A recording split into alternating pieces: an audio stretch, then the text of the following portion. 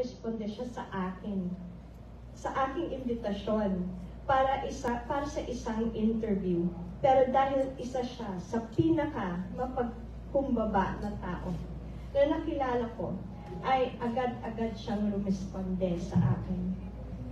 Napakahirap ng laban namin nung mga panahon na yon dahil dalawa po ang aming kalaban. Insurhensya at pandemya.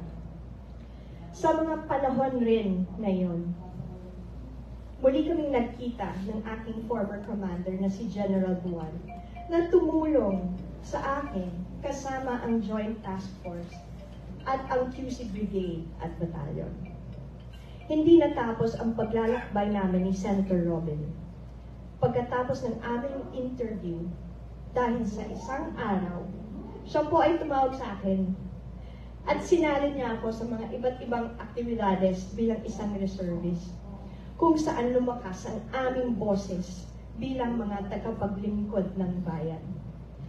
Dahil sa kanya at sa kanyang mga kaalaman tungkol sa historya ng ating bayan, maraming natuto, maraming nakibaka, at maraming naging malaya sa kadiliman ng mga maling ideolohiya na sumisira sa kinabukasan ng mga kabataan.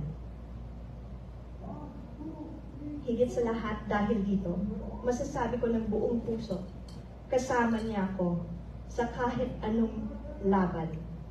Walang iwanan. Maging sino ka man, Senator Robin.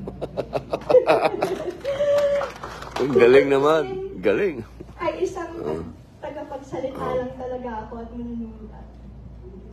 Mala Apollinario Mabini, sabi ng mga classmates ko, may konting halong Rizal dahil marunong ako magkastila. At higit sa lahat, dahil ang aking sandata ay aking salita. Ito ay gagamitin ko, lalo pa nating maintindihan at bigyan ng kahalagahan ang kapayapaan at ang ating pagkakalinlan, identity. Right? Sabi ni Andres Bonifacio, ibigin ninyo ang bayan ng sunod kay Bathala sa iyong kapurihan at higit sa lahat sa iyong sarili. Ito na ang inyong pagkakataon. Maraming salamat po. Peace be upon